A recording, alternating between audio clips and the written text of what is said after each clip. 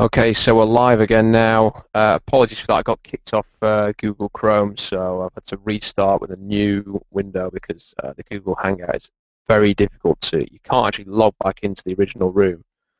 Um, Let me just make a little note here to say that we're back.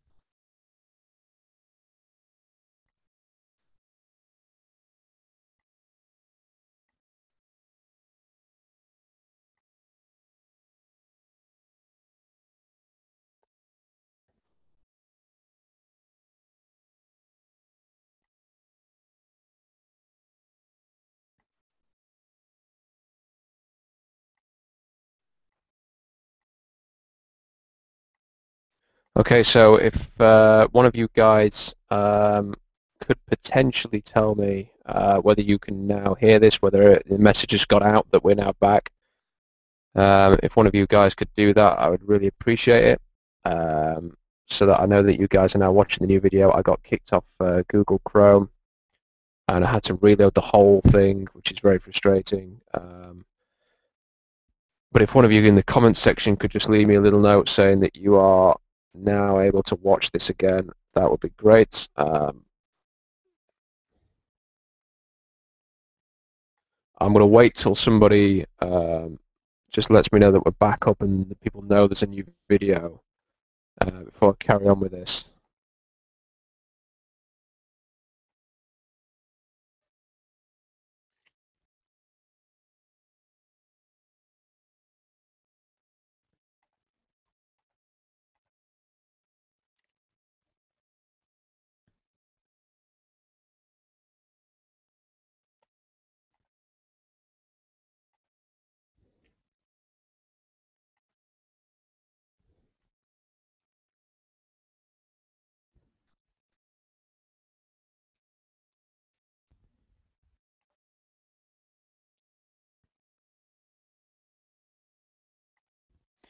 Okay, so you can. I'm getting a message now. Colin says we can hear you. Cisco says it can hear us fine, and K Street says back online. So thanks, guys.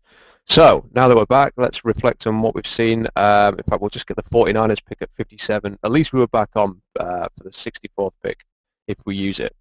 So the 49ers go with whom? They've gone with Carlos Hyde. So the 49ers took Jimmy Ward yesterday and now have Carlos Hyde. The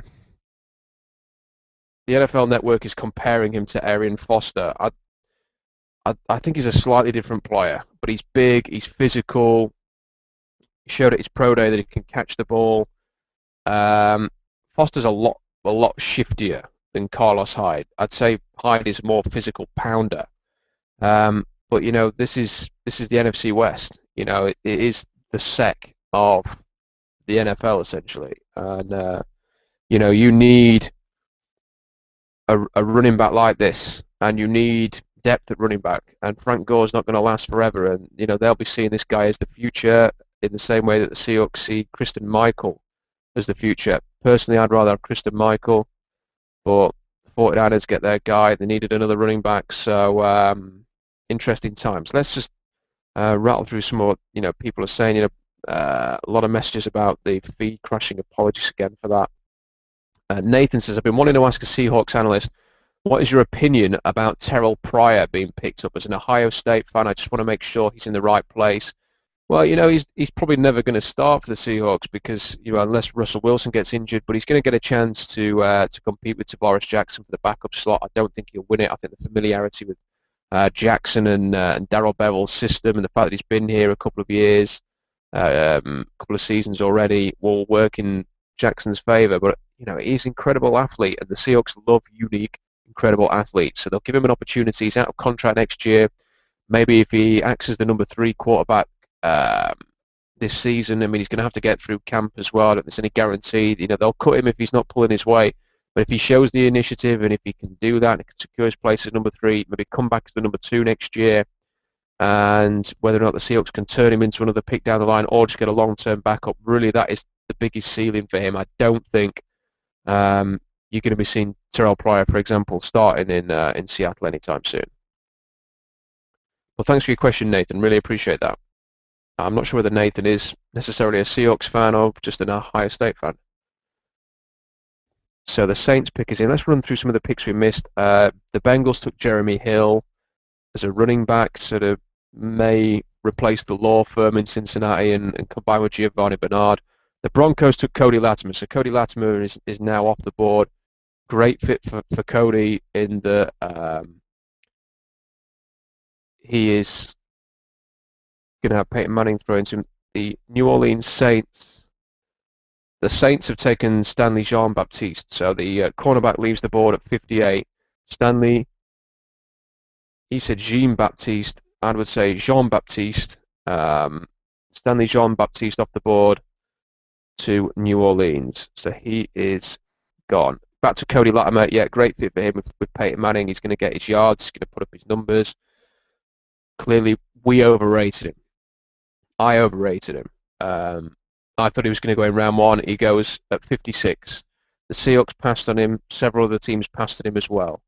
I think he's going to be great for Denver. It's a great fit for him. Often with these receivers, it's the fit more than the talent. And he's just going to go in there and replace Eric Decker and put up big yards. It's a great pick for them. And he can run block really well. It's a good pick. It is a pretty good. It's hard not to be jealous of the Broncos with Latimer and Bradley Roby, who's an explosive slot corner.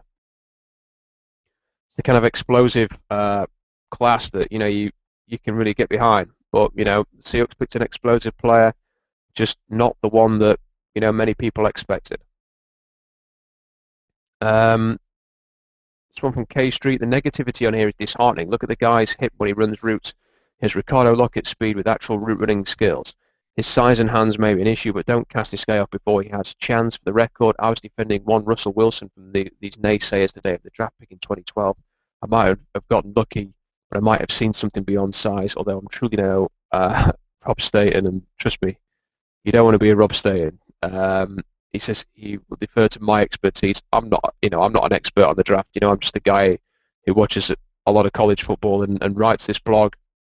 I have no greater insight than any of you guys out there, but I mean, I've said it. He's an explosive player, competes for the ball, very Seahawky in that regard, fast, but he'll drop the odd dolly, and he will drop, some shocking passes, some surprising passes.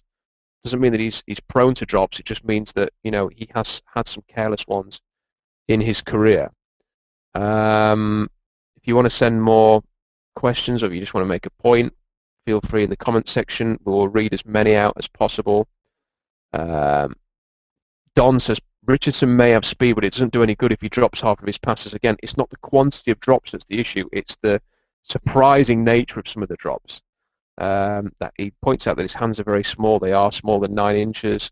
And his highlight film shows him catching most of his catches in his body, not his hands. What good is he in the red zone when the field is crowded and he can't fight for the ball? That is the big thing for me. You don't take the tall receiver, you still haven't got the red zone threat, and it is something the Seahawks lack. And I don't think that Luke Wilson is, it's not his game either. I mean, he's a field stretching, seam breaking tight end, not a red zone guy. Zach Miller's never been a big time red zone guy. Anthony McCoy's never been a big time red zone guy.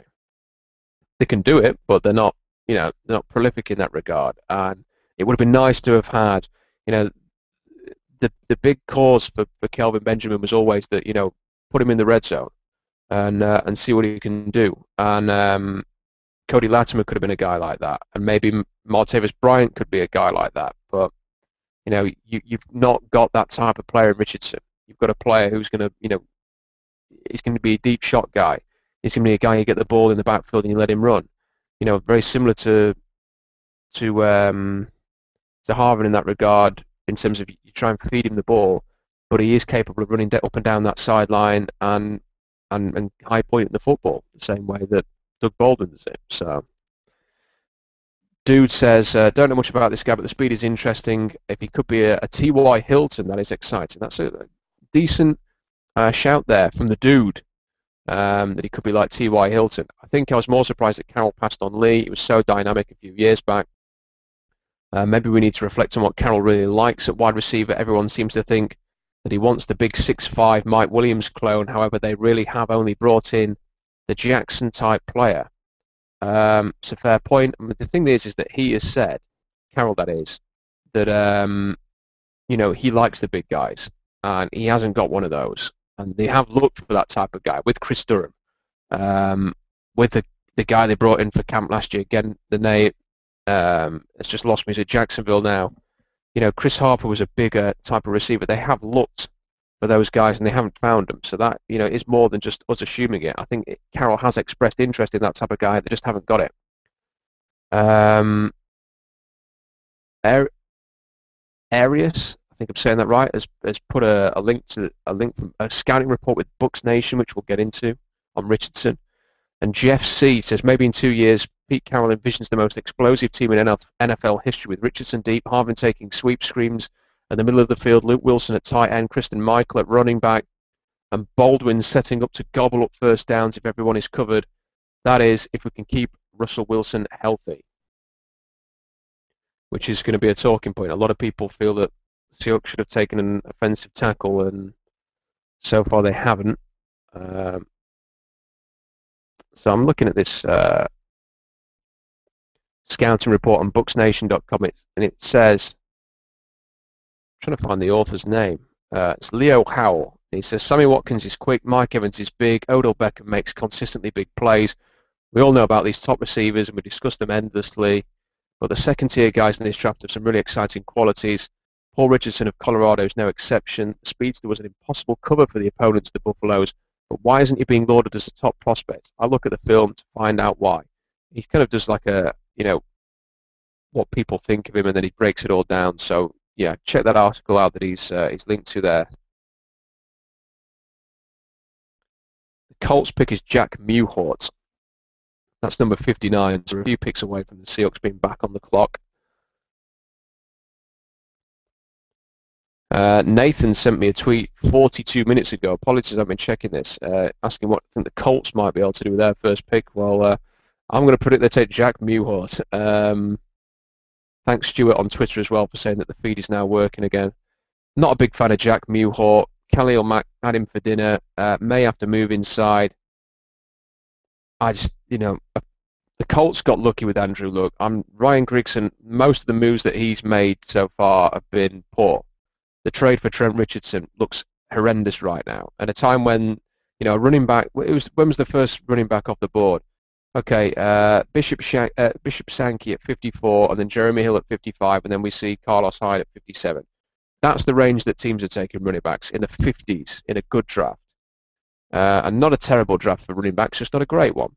And they're trading a first-round pick for Trent Richardson. Trent Richardson would go behind all of these guys right now, the way that he's played in the league. The free agent moves are questionable. They've spent a lot of money on not a lot. You know, they've got Andrew Luck, and he's going to be great for them, but they've not done a good job sort of supporting the talent around him. I think how he won Executive of the Year ahead of John Schneider after the 2012 season is stunning. So we've got the Panthers, the Jaguars, the Patriots, the Dolphins, and then the Seahawks. I wonder if the Panthers will take Morgan Moses here. They need a left tackle. There's no real corner that is obvious for them.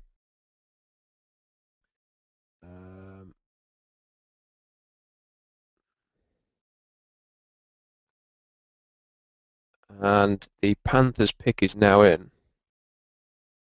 So we will hear that any minute.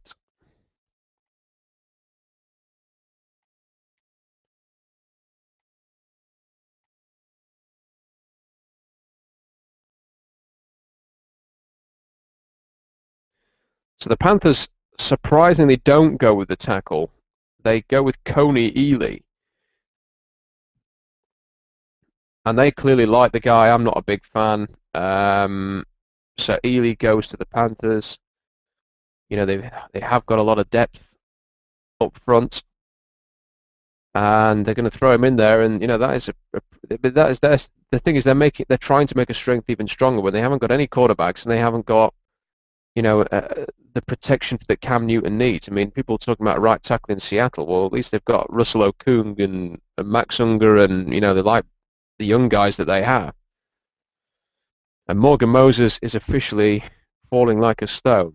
And even Quanjo and Bitonio went pretty early in the second round. Moses is still here with the Jaguars on the clock at 29.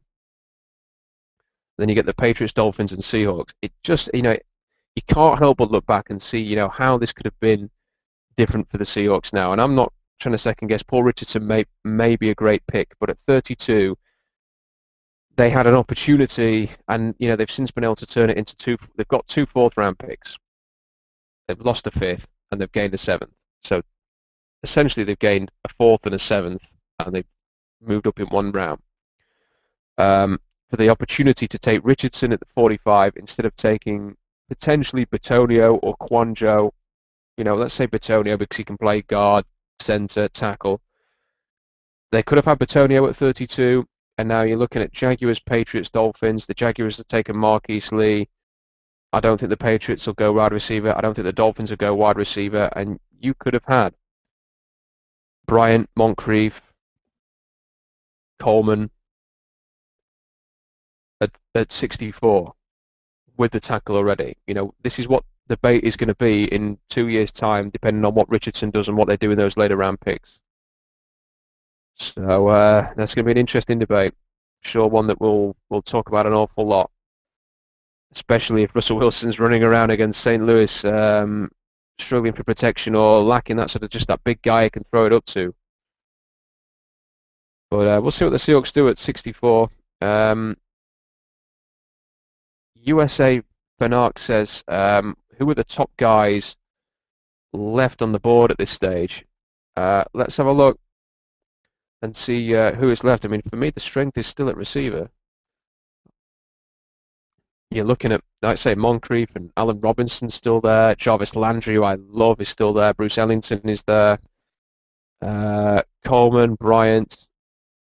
So there's some options. The Jaguars pick is in. In terms of the other options, Morgan Moses is still there. Marcus Martin, Trey Turner is still there. So you've got options with that. Lewis Nix is still there.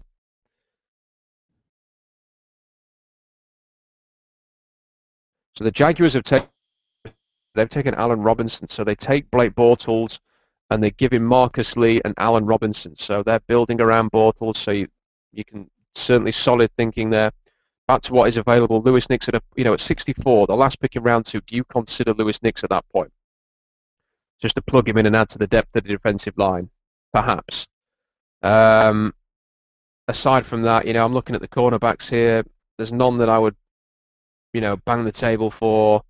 At wide receiver, there are guys that I would say, at this point, I'm willing to take a chance on a Moncrief or a Bryant and the athleticism that they have. And all right, you've already taken one wide receiver. Don't fight the board. That is the direction I would go, unless you go for the tackle with Morgan Moses at this stage and just plug him in at right tackle, although he played better at left tackle than right tackle. Drago says 2 complete speedsters on the field at the same time with a beast in the backfield and Mr. Clutch at both QB and slot. I am warming to the idea more and more. I had become enamoured by Latimer, and I'm really glad he went to the AFC, as long as Richardson is healthy, though. My biggest worry is the ACL problem he had. But you have to assume he's checked out more than fine, and I think we will love this selection. Also, team captain, that's another guy who will be all in, competitive and driven. Feel he should be the competition with Percy to push for him to grow to even greater heights. And I wasn't aware that he'd had an ACL injury. SD Coog says, Richardson may not help the red zone, but as I mentioned earlier, it seemed like Tate and Baldwin really struggled to break free when Russ scrambled this year. Being able to run away from coverage is a valuable skill. That is a fair point from the Coug. Colin says, yes, Grigson getting exec of the year was a joke, similar to Luke Kuechly getting defensive player of the year. Good player, but several better candidates get snubbed. PFWA seems to be blinded by popularity when making decisions. Cisco says, thanks for posting the link. He was referring to Arias earlier with the scouting report from Bucks Nation. And he's taken a quote, and he says, Paul Richardson separates and gets open. Unlike any other receiver I've seen in this draft, his speed isn't just an idea or a concept. This is the case with Jordan Matthews. Every single ounce of speed Richardson has translates onto the field. Would love to see if Rob agrees after a further review. Cisco, we will get into Richardson immediately. As soon as we wrap this up, I'm going to get into it and also look at the other guy that they take. If they're more familiar with the guy at 64, then I'm going to concentrate on Paul Richardson, that's for sure. Stuart has posted the analysis from Nolan Nowaki, who's done the NFL.com sites and listed the projection for this guy was round 3 or 4. I think he was round 2 or 3 personally. But the scouting report is there for people if they want to read it. Stuart's posted that in the comments section.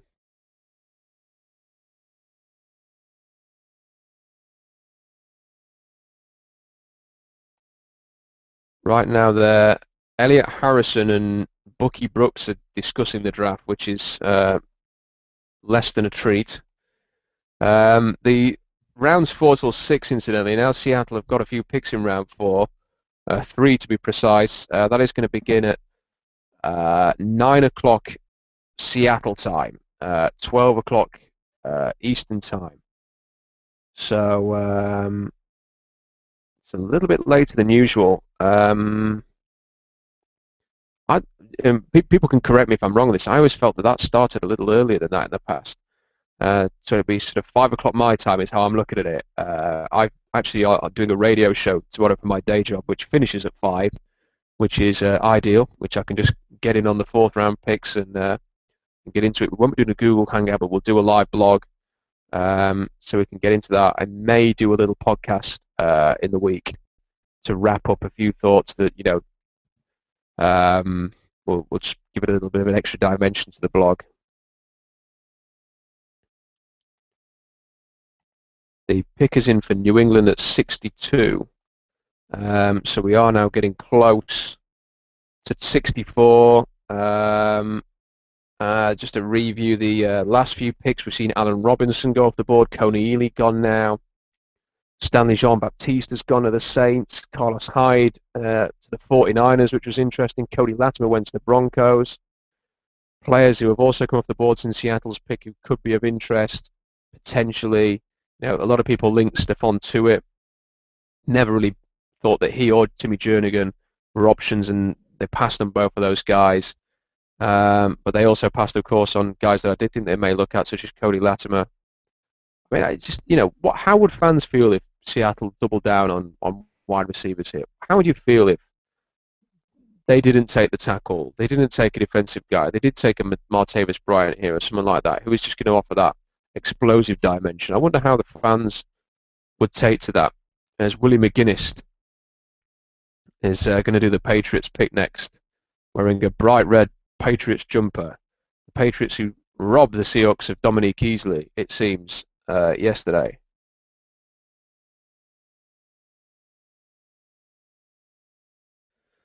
So here he comes with the Patriots pick. Who are they going to select? They took Easley in the 1st round.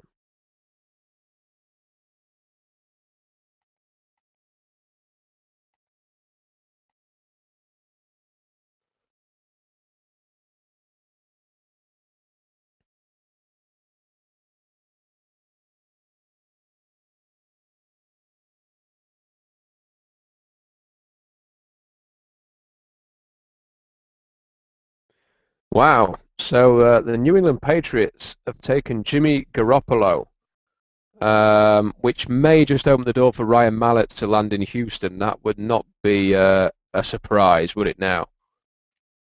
Jimmy Garoppolo, 2nd round pick. The Patriots have spent a 2nd round pick on a quarterback. If I'm Jimmy Garoppolo, on the one hand, you got to work with Tom Brady and and the setup in New England, which has helped Ryan Mallett. It must have done. And then on the other hand, you ain't going to be playing any football until, in New England anyway, until Tom Brady calls it a day, which I'm not guessing is any time soon, despite his age. So, is this the kind of pick where they bring him in, they train him up, they give him some preseason time, and they hope that they can turn this into a first-round pick down the line? They've tried to do that in the past. They got a second-round pick out of Matt Castle. It was a late round pick, seventh rounder, wasn't he, a few years ago? Not been able to turn Ryan Mallett around into a draft pick, but potentially that is going to happen today. So that could still happen, and maybe it could be a high 2015 pick or a conditional high 2015 pick. So maybe this is just another one that they feel like they can get in, they can train up, and they can turn him into a pick down the line. It's good because the Seahawks probably weren't going to be considering a quarterback at that stage, so it keeps another player on the board that they could consider. And I'm just going to be so fascinated to see what they do here. Is Morgan Moses an option? Cisco, and I'm glad you mentioned this, Cisco. You say that you're calling Brent Urban at 64. Probably a reach, but he'll be gone by the fourth. Off the charts, physical characteristics. Seems like a Seahawks pick. It's a perfect Seahawks pick. I'd love to see that at 64. That would put a smile on my face to see that. Kenny says we've got a home run hitter. Another one. We have so many on the team now. Big D says, does Richardson mean that Chris Matthews is more than just a warm training camp body? Is he our red zone and red line winner? Well, Matthews, like everybody else, will get a shot, but it's still going to be just that, a shot, and a long one at that for him to make the camp as a CFL guy. We'll see how he pans out. DT says that's the second time the Niners traded down to allow a trade partner to jump up to pick a wide receiver before the Seahawks spot. JC says, with Harvard and now Richardson, could Pete be building a passing game more akin to Chip Kelly than Carroll's USC? What I mean by that is receivers with too much speed to ignore, but make their money on quick routes and yards after the catch, then use an explosive running back to take advantage of the space. It's a decent shout, JC. It certainly could be some of the thinking there. Maybe there has been a slight tweak in the philosophy of Carroll not to get the bigger guy. But then, he recruited Robert Woods, and, he spent some time recruiting Marquise Lee, who were both shorter guys. So maybe this is more than just, a recent philosophical shift. Maybe this is something that he's thought about for a while. Paul Richardson, the Seahawks pick at 45, and Miami's pick is in, which means that the Seahawks are on the clock again. So there'll be Hawk Meters left a message saying Bob Condotta of the Seattle Times suggests the Hawks are picking an OL, an offensive lineman, because Tom Cable is on the phone, and Tom Cable is not on the phone to the wide receivers, so that seems like a safe suggestion right now. Could it be a Morgan Moses? Is there a guard that they would take in this range? Let's have a look and see, the options there. If it is an offensive lineman, Gabe Jackson's still there. Marcus Martin can play guard as well as center. Antonio Richardson is still there. Big man mountain of a guy with a few injury concerns. Trey Turner, excellent guard from LSU. A lot of people like David Yankee. I don't like him, but he's still there. Would Laurent Duvernay Tardif be an option, or Morgan Moses still there? Billy Turner tackled a lot of guys like Cameron Fleming at Stanford, athletic tackle. That would seem to be the options for me if the Seahawks do go with an offensive lineman here.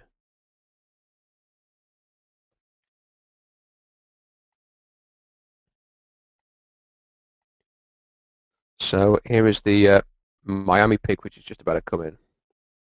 Hawkmeat says Moses, question mark, could be.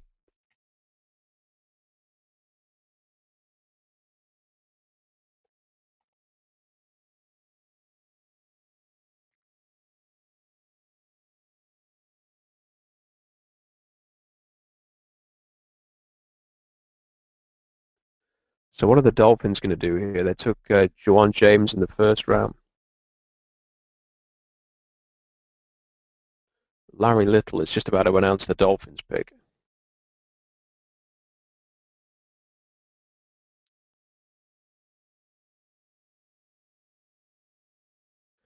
Well, the Dolphins have just taken Jarvis Landry, who is just a fantastic player. I'm delighted to see he's got in the second round because he's just the kind of player you want to go to war with. And Ryan Tannehill is going to love that pick.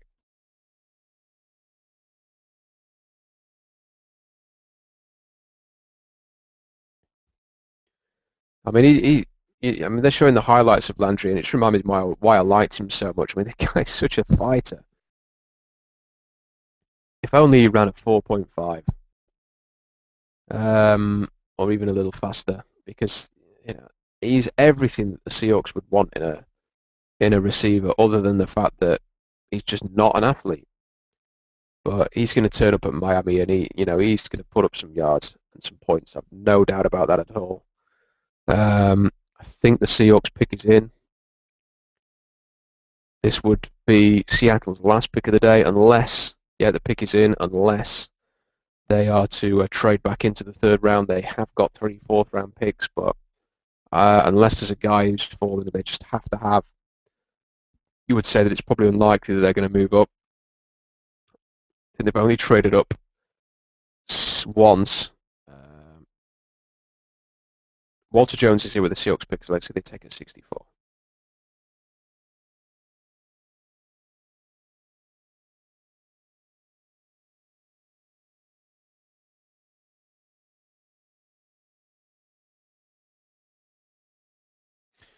Well, the Seahawks have taken a tackle, and they've taken Justin Britt from Missouri. So no Morgan Moses, no Antonio Richardson, none of the usual suspects. They've taken Justin Britt, who is a big right tackle who Matt Millen suggests will move inside. Not a guy that we spent any time looking at, not a guy that I focused on at all, to be perfectly frank. So I'm not even going to pretend to say that I know anything about Justin Britt. The pick is in for the Texans now. So the Seahawks appear to be done for the day, having taken Paul Richardson and Justin Britt.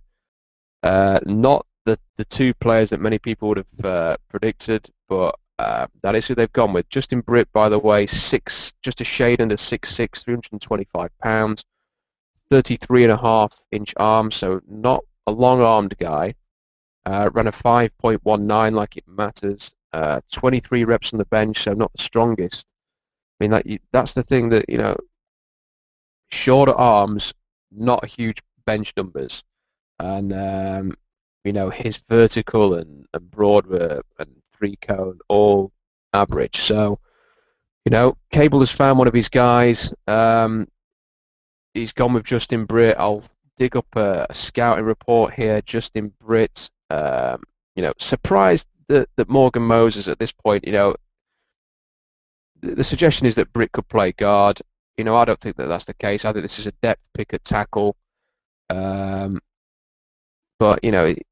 is he capable of playing left tackle? That's the point. The thing is, if the Seahawks were going to take a tackle in the draft, I personally thought it had to be somebody who could move over to the left as well.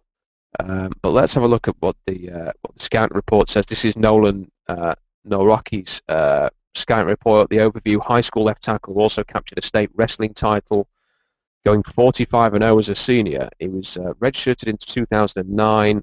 Saw limited action as a reserve in 2010. Started all 13 games at left tackle in 2011. Suffered a Jones fracture in his left foot in July 2012, but healed in time to start the first 9 games of the season. 6 at right tackle, 3 at left, before suffering a season-ending torn right ACL injury. Started all 14 games at left tackle in 2013. So Justin Britt suffered an ACL injury in 2012. The strengths: solid build with a stout base and long torso, so he's got length, if not arm length, quick enough to cut off the outside rush and give help where it is needed, recognises the blitz and displays good enough agility to adjust to movement, good work ethic, very good weight room strength, cleans nearly 400 pounds. Weaknesses: operates out of a 2-point stance in a spread option offense, falls off blocks and does not finish, very average sustain, limited body control and recovery speed, late to reach the block point on the second level, does not create movement in the run game, gives too much ground in pass protection. Draft projection, here you go, rounds 6 till 7. And the Seahawks have taken him at the end of round 2. The bottom line, it says, college left tackle with enough length and foot quickness to handle the blind side in a pinch, but he's more ideally suited for the right side and could be best suited for a swing backup role. Played nearly every position on the line and could add depth as a positional wall-off blocker. So Cam is a versatile guy, but a bit of a surprise the Seahawks taking him in that spot. So we've got some work to do. I was kind of hoping that we would be able to just reel off some of the guys we've studied here, and it wouldn't leave us too much work over the next few days. But that is what we've got. We've got Britt and we've got Richardson, two guys that nobody really expected. Looking at the reaction to this, who knew is a comment there. This is 100% Caves, says Pig D. Cisco says, oh, Seahawks, why do we even try to predict what you'll do? Connor says, I know nothing about Justin Britt, but in JSPC we trust. Who is this guy, says Ben. Colin says, okay, haven't heard much about him, but maybe that's a good thing. So we're going to have to spend some time studying him. I'm going to wrap the hangout up at this point. Thanks for everybody. I'm just having a quick look before we go on Twitter, and people saying that he was an elite athlete, Justin Britt. Sort of the measurable content that he has would make him, a big-time athlete at the position. They've done the homework on this guy. Apparently, spark value was strong. Jim Thomas, who's obviously writes one of the St. Louis newspapers, probably covers Missouri, says very good quickness. Rams line coach Paul Boudreau loved the guy.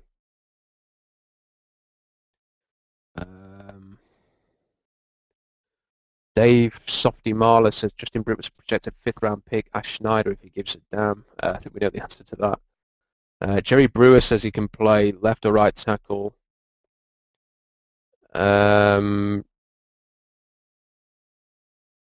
Chris Morton says Justin Britt, C pick. Breno Giacomini signed with the Jets. He will compete with Michael Bowie. Yeah, I mean, not a guy that we know an awful lot about. Morgan Moses is off the board now. Incidentally, the Washington Redskins have taken him at the top of round 3.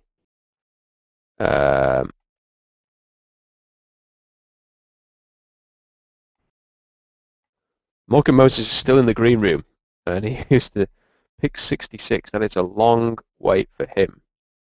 So the Redskins get Morgan Moses, the Seahawks get Justin Britt. It's an interesting one.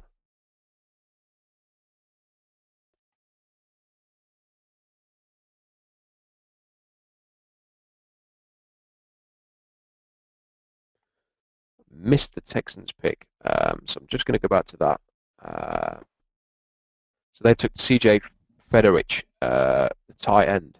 They needed a tight end, so they go on at the top of round 3. Morgan Moses off the board. There are still some good players available. Seattle picks 3 times the 4th, as we mentioned. So we'll leave it here. I'm going to have a report up on an article up any minute now on what the Seahawks have done today. Walter Cherepinski gives his grades out as they happen. He's given this a Matt Millen grade, the Brit pick, which means it's the lowest grade you can get. So that's his take on it. But I'm going to wrap it up now. Look, guys, thanks for sticking with it today. Just me on my own, banging on. Nobody else to bounce off. So may have been a tough listen for some people, but it's Seahawks keep us guessing, don't they? And we're going to have a lot of debate over the next few days. We'll be back tomorrow. We'll have a live blog on the picks that Seattle makes and reaction to those guys. And over the next week or so, we'll get into the guys that Seattle has taken, really break them down, talk about it, and look ahead to 2015. So a lot of reasons to stick with the blog, even when the draft's finished. A couple of weeks after, we'll really get into it. So hope you'll stick with it. Thanks for all your support. Thanks for making it a great community. Thanks for making it a pleasure to write this blog and to speak with you guys. And we'll speak soon. So I'm going to wrap this up for now.